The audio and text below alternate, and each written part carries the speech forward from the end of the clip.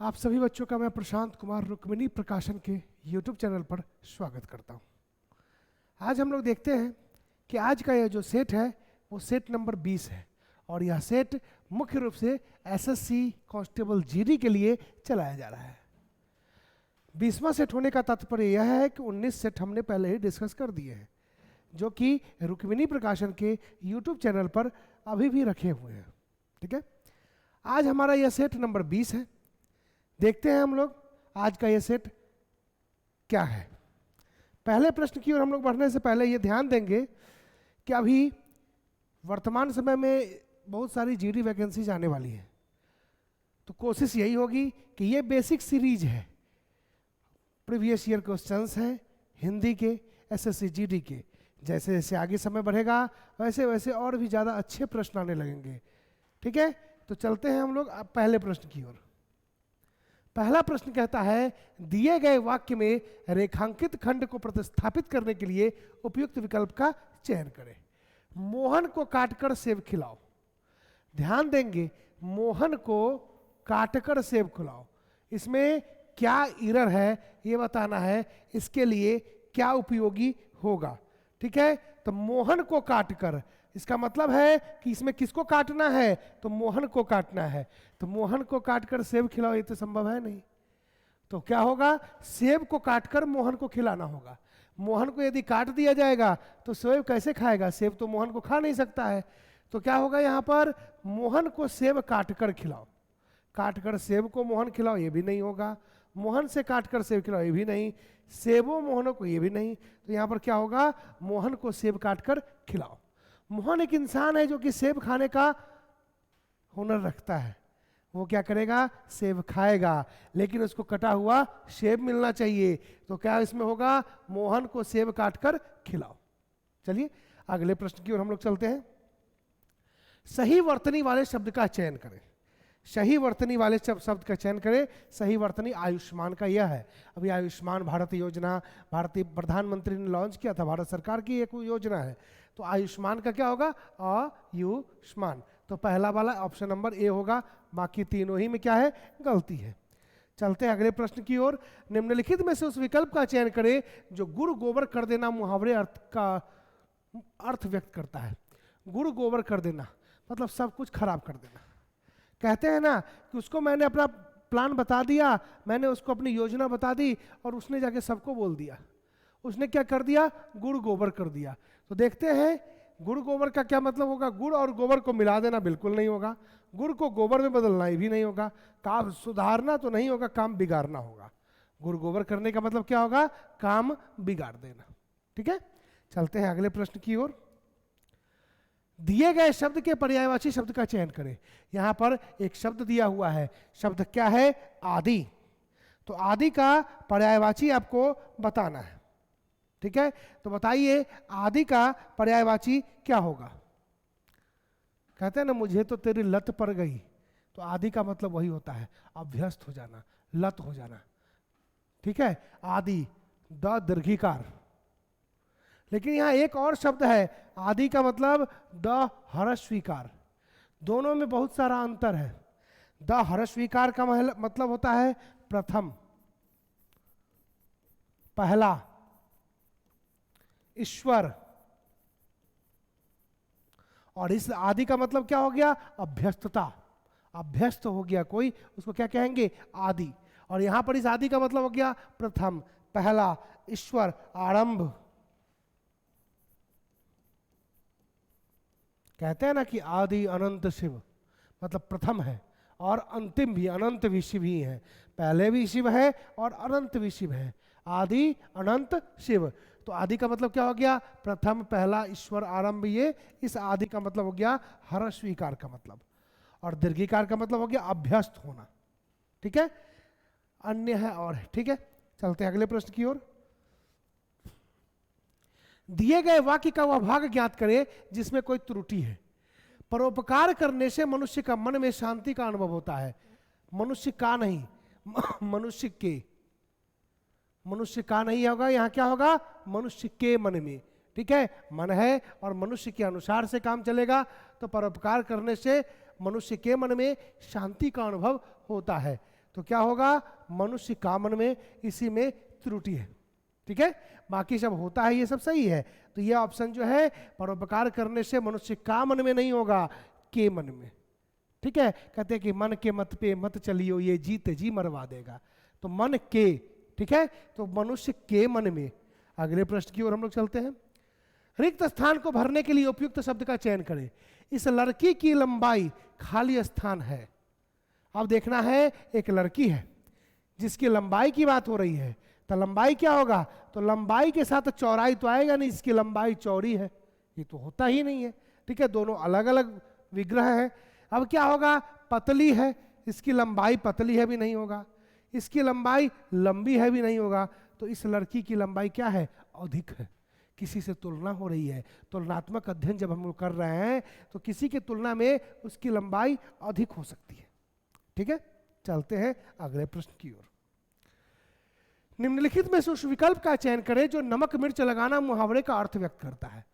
आपके सामने प्रश्न है, नमक मिर्च लगाना, नमक मिर्च लगाना मुहावरे का अर्थ व्यक्त करता है। कुछ बच्चे जो रेगुलर सेट कर रहे होंगे उनको लग रहा होगा कि ये प्रश्न रिपीट हुआ है, तो ये रिपीट हमने नहीं किया है, ये एसएससीजीडी ने किया था।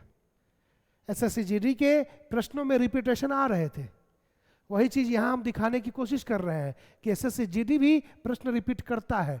जैसे नमक मिर्च लगाना मुहावरा अभी 3-4 सेट पहले भी मैंने डिस्कस कराया था। तो निम्नलिखित में उस विकल्प का चयन करें जो नमक मिर्च लगाना मुहावरे का अर्थ व्यक्त करता है। बताना क्या है कि नमक मिर्च लगाने का क्या मतलब होगा, उपहास करना बिल्कुल नहीं, अनुनय करना, अनुनय विनय तो नहीं होगा। नमक और मिर्च मिलाकर रखना, ये कोई खाना तो बना नहीं रहे हैं। तो क्या होगा, बढ़ा चढ़ाकर कहना। जैसे आपने कुछ गलत कर लिया और आपका कोई दोस्त जो है आपके माता पिता को या आपके गार्जियन को जाता है और बोल देता है, और भी थोड़ा अपने तरफ से भी जोड़ के, इसको कहते हैं नमक मिर्च लगा करके बोल देना। उसके बाद तो आपकी स्थिति क्या होती है वो आप जानते ही हैं। ठीक है, तो नमक मिर्च लगा के कहना मतलब बढ़ा चढ़ा करके कहना होता है। अगले प्रश्न की ओर हम लोग चलते हैं। निम्नलिखित गद्यांश के रिक्त स्थानों की पूर्ति गद्यांश के नीचे दिए गए प्रश्नों के अनुसार कीजिए। ईर्ष्या विवेक की विरोधी है। ठीक है, बिल्कुल विरोधी है। ईर्ष्या करेंगे तो विवेकी नहीं रह पाएंगे आप। ईर्ष्या वह काली, क्या है भाई, काली शेरनी नहीं, काली लोमड़ी भी नहीं, काली बिल्ली भी नहीं। ईर्ष्या वह काली नागिन है जो समस्त भूमंडल में विषाक्त फुफकारे छोड़ती है। विषाक्त फुफकार छोड़ना किसका हुनर है, नागिन का। ठीक है, नागिन क्या करती है, फुफकार छोड़ती है। ठीक है, तो कहते हैं ईर्ष्या विवेक की विरोधी है।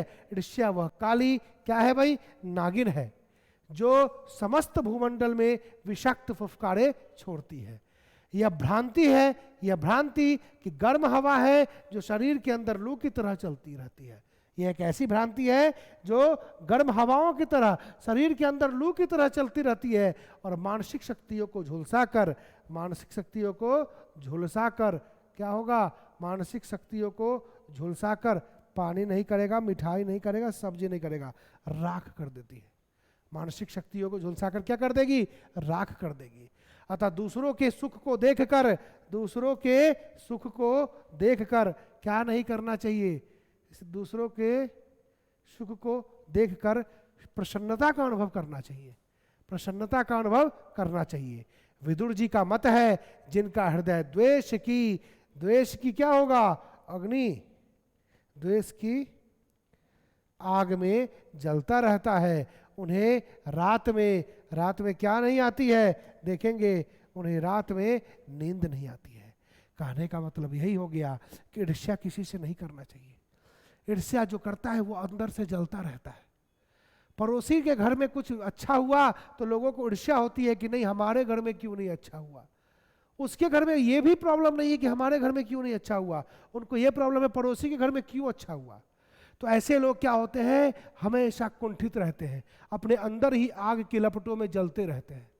ठीक है, जो कि नागिन की तरह फुफकार मारती है और लू की तरह उनके शरीर के अंदर हमेशा चलती रहती है। और क्या है कि मानसिक शक्ति को झुलसा देती है। अतः दूसरों के सुख को देख करके खुश होना चाहिए। दूसरा का सुख है तो आपको भी उससे सुखी होना चाहिए, खुशी होना चाहिए कि चलो अब हम भी जो हैं वो सुख में आएंगे, हम भी वैसा ही प्रोग्रेस करेंगे। अनुभव करना चाहिए। विदुर जी का मत है, जिनका हृदय द्वेष की अग्नि में जलता है, यदि आप किसी से द्वेष करते हैं उन्हें रात में नींद नहीं आती है। रात जो है वो नींद के लिए है, लेकिन यदि आपके मन में द्वेष होगा भरा हुआ तो रात में नींद नहीं आती है। ठीक है, दुर्गंध तो भी बहुत गलत बात है, ये भी नहीं होगा, ये भी नहीं होगा। तो रात में उन्हें नींद नहीं आती है। रात जो है वो नींद के लिए ही रखा गया है। अगले प्रश्न की ओर हम लोग चलते हैं। दिए गए वाक्य मेरे रेखांकित खंड को प्रतिस्थापित करने के लिए उपयुक्त विकल्प का चयन करें। मुंबई जैसे शहर में अच्छा मकान मिलना होगा, मिलने नहीं होगा। मुंबई जैसे शहर में अच्छा मकान मकान मिलता है, मिलने नहीं होगा। तो मुंबई जैसे शहर में अच्छा मकान मिलना बहुत मुश्किल काम है, बहुत मुश्किल काम है। तो क्या होगा, अच्छा मकान मिलना बहुत मुश्किल काम है। मुंबई जैसे शहर में अच्छा मकान मिलना बहुत मुश्किल काम है। अच्छी मकान नहीं होगा, अच्छी मकान नहीं होगा, अच्छे मकान नहीं होगा। ठीक है, अगला, रिक्त स्थान को भरने के लिए उपयुक्त शब्द का चयन करें। कारखानों के धुएं से वातावरण खाली स्थान हो रहा है। क्या हो रहा है, साफ तो होगा नहीं, स्वच्छ होगा नहीं। और ये क्या होगा, गंदी जो है नहीं होगा, गंदा हो सकता है लेकिन यहाँ गंदी लिखा हुआ है तो इसलिए ये भी नहीं होगा। तो क्या होगा, दूषित। कारखानों के धुएं से वातावरण कैसा हो रहा है, दूषित हो रहा है। ठीक है, इसलिए कहा जाता है कि कारखानों के आसपास जो है लोग नहीं बसे होने चाहिए। अभी देखेंगे सेंट्रल दिल्ली से सबको क्या कर दिया जाता है, बाहर की ओर सभी सारे कारखानों को भेज दिया गया है कि आप बीच दिल्ली में नहीं रह सकते हैं। आपके धुएं जो है उनके कारण क्या है, वातावरण में गंदगी हो रही है। ठीक है, अगले प्रश्न की ओर हम लोग चलते हैं। रिक्त स्थान को भरने के लिए उपयुक्त शब्द का चयन करें। पेड़ में पानी डालो। पेड़ में पानी डालो, बहुत अच्छी बात है, डालना चाहिए। क्या होगा, खाली स्थान वह सूख जाएगा, किंतु नहीं होगा, लेकिन नहीं होगा, परंतु नहीं होगा, किंतु परंतु नहीं होगा, लेकिन भी नहीं होगा। तो क्या होगा, अन्यथा। यदि हम पानी नहीं डालेंगे तो क्या होगा, वो सूख जाएगा। अन्यथा पेड़ में पानी नहीं डालो, अन्यथा क्या होगा, नहीं डालने पर क्या होगा, वह सूख जाएगा। चलते हैं अगले प्रश्न की ओर हम लोग। सही वर्तनी वाले शब्द का चयन करें। इसमें पीकदान का कौन सा वर्तनी सही है, बताना है कि पीकदान का कौन सा वर्तनी सही है। तो पीकदान, ठीक है, पीकदन है, पीकदान है, पीकदाम है। ठीक है, यहां पर क्या होगा, पीकदान, जिसमें पीकते हैं, अर्थात जो लोग कुछ व्यसन करते हैं उनको रखने के लिए पीकदान होता है। ठीक है, तो इसको कहते हैं पीकदान। अगले प्रश्न की ओर चलते हैं। दिए गए वाक्यांश के लिए एक शब्द दीजिए। ये भी प्रश्न कई बार मैंने करा दिया है। सप्ताह में जो आएगा उसको साप्ताहिक, 7 दिन। वर्ष में जो आएगा, एक वर्ष में जो आएगा उसको कहते हैं वार्षिक। जो दिन हर दिन आता है उसको कहते हैं दैनिक। और जो एक महीने में 2 बार 15-15 दिनों का समय है उसको कहते हैं पाक्षिक। तो वर्ष में जो आए उसको क्या कहते हैं, वार्षिक। ठीक है, दैनिक तो रोज है, हर दिन। अगले प्रश्न की ओर चलते हैं। दिए गए वाक्य का वह भाग ज्ञात करें जिसमें कोई त्रुटि है। जिसमें कोई त्रुटि है। बात तुमने ठीक कही है, बात तो तुमने ठीक कही है, पर इतने रुपये कहां से आएगा, नहीं आएंगे। बात तो तुमने ठीक कही है, पर इतने रुपये कहां से आएंगे। ठीक है, कहां से आएगा नहीं होगा, यहां पर रुपये क्या होते हैं, आएंगे होगा। ठीक है, चलते हैं अगले प्रश्न की ओर। दिए गए शब्द के पर्यायवाची शब्द का चयन करें। रुधिर, रुधिर का मतलब क्या होता है, खून, रक्त। ठीक है, तो यहां तो रक्त दिया हुआ है, रक्त यहां पर दिया हुआ है। ठीक है, और रुधिर का क्या हो जाएगा, खून, रक्त। लहू, लहू, खून, रक्त। ठीक है, पय का मतलब क्या था, पीने योग्य अमृत दूध, पय हमने पहले भी बताया है। आधी का मतलब क्या होगा, बताइए, आधी का मतलब क्या होगा, बताइए, आधी का मतलब जल्दी से बताइए। आधी जो है एक तत्सम शब्द है, तत्सम शब्द है। तत्सम वह शब्द होता है जो संस्कृत का शब्द होता है। तो संस्कृत के शब्द को क्या कहते हैं, तत्सम शब्द कहते हैं। अब बताइए कि इसका मतलब क्या होगा। धारण करने वाला। धा मतलब क्या होगा, ओ जोर धा जोर ई, आधी। ठीक है, ई की जगह पर यहाँ की कर सकते हैं, आधी। ठीक है, तो ये क्या होगा, एक तत्सम शब्द है। धा मतलब धारण करना, क्या होगा, धा मतलब धारण करना, सॉरी, धा मतलब क्या होगा, धारण करना। इसका मतलब होता है उग्र, अति, अति, उग्र, मतलब आदि का मतलब होता है उग्र। ठीक है, और तत्सम शब्द है, संस्कृत का शब्द है, स्त्रीलिंग शब्द है। ठीक है, तत्सम शब्द है, संज्ञा का स्त्रीलिंग शब्द है ये। ठीक है, इसका मतलब क्या होगा, धारण करना, उग्र होता है। ठीक है, अगले प्रश्न की ओर हम लोग चलते हैं। रिक्त स्थान को भरने के लिए उपयुक्त शब्द का चयन करें। चाकू से फल को क्या करेंगे, खिला देंगे नहीं, धो देंगे नहीं, फाड़ देंगे नहीं, काटना। फल को हम लोग क्या करते हैं, चाकू से काटते हैं। ठीक है, अगले प्रश्न की ओर चलते हैं हम लोग। दिए गए वाक्य में रेखांकित खंड को प्रतिस्थापित करने के लिए उपयुक्त विकल्प का चयन करें। जब से वह अपने घर से आई है, जब से वह अपने घर से आई है, जब से वह नहीं, तब से वह, जब तब, जब से वह अपने घर से आई है, तब से वह कुछ बोल नहीं रही है। क्या होगा, तब से वह कुछ बोल नहीं रही है, जब से वह कहां से आई है, अपने घर से आई है, जब तब। ठीक है, अगले प्रश्न की ओर चलते हैं। दिए गए वाक्यांश के लिए एक शब्द दीजिए, यह भी कई बार मैंने बता दिया है। जो अधिक बोलता हो, वाचाल। मितभाषी, कम बोलने वाला। मितव्ययी, कम खर्चा करने वाला। ठीक है, अपव्ययी, ज्यादा खर्चा करने वाला। मितव्ययी और अपव्ययी दोनों एक दूसरे का विलोम है। जो अधिक बोलता है उसको क्या कहते हैं, वाचाल। ठीक है, अगले प्रश्न की ओर हम लोग चलते हैं। दिए गए शब्द का विलोम चुने। दिए गए शब्द का क्या करना है, विलोम चुनना है। बताएंगे इसमें निरामिष का विलोम क्या होगा। निरामिष का विलोम क्या होगा। निरामिष का मतलब होता है जो लहसुन प्याज भी नहीं खाता है, मतलब नॉर्मली कहने का मतलब जो मांसाहार नहीं खाता है, वो क्या है, निरामिष। तो इसका क्या होगा, सामिष। क्या हो जाएगा, सामिष। इसी को कहते हैं आमिष, आमिष भी कहते हैं। इसी को कहते हैं मांसाहारी। ठीक है, तो निरामिष का क्या हो जाएगा, सामिष। अन्वेषण का क्या मतलब होता है, अन्वेषण मतलब खोज करना होता है, जांच पड़ताल करना होता है। ठीक है, और विष का विलोम क्या होगा, अमृत। विष का क्या होगा, अमृत। चलते अगले प्रश्न की ओर। दिए गए वाक्य का वह भाग ज्ञात करें जिसमें कोई त्रुटि है। उस दृश्य को देखकर मेरे तो प्राण निकल गए। ठीक है, उस दृश्य को देखकर मेरा लिखा हुआ है, यहां पर क्या हो जाएगा, मेरे। किसी दृश्य को कोई देखेगा और अपने लिए ही उपयोग कर रहा है, सर्वनाम है। एक दिन सर्वनाम के लिए भी मैंने आपको बताया था। तो उस दृश्य को देखकर मेरा नहीं होगा, क्या होगा, मेरे। मेरे तो प्राण निकल गए। एक कोई दृश्य है तो मेरे क्या हो गए, प्राण निकल गए। प्राण निकलना भी एक मुहावरा है कि मैं अत्यंत डर गया।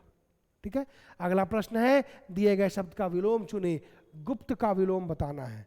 गुप्त मतलब छुपा हुआ, तो छुपा हुआ का क्या होगा, प्रकट करना। प्रसार का मतलब होता है फैलाव, तो उसको क्या, संकुचित करना। प्रछन्न का मतलब क्या होगा, प्रछन्न का मतलब होता है ढका होना। प्रछन्न का मतलब क्या होगा, ढका होना, ढका होना। ठीक है, प्रछन्न का क्या मतलब होगा, ढका होना या छिपा होना। और गुप्तचर तो समझते ही हैं। चलिए, तो इस प्रकार से आज का यह सेट पूर्ण होता है। फिर हम लोग मिलेंगे अगले सेट में।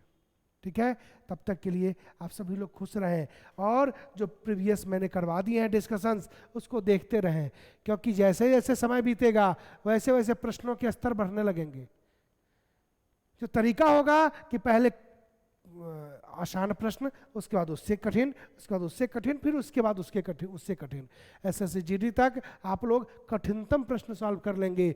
और हिंदी की बहुत सारी चीज़ें बिना पढ़े हुए आपको समझ में आ जाएंगी, क्योंकि डिस्कशन जब होगा तो अब जब संधि आएगा, समास आएगा, रस आएगा, अलंकार आएगा, छंद आएगा, तो उसमें हम लोग बहुत सारी चीज़ें पढ़ेंगे। ठीक है, आप सभी लोग इसको सब्सक्राइब जरूर करेंगे और शेयर जरूर करेंगे। ठीक है, तो चलते हैं हम लोग अब नेक्स्ट क्लास की ओर। ठीक है, आज के लिए इतना ही।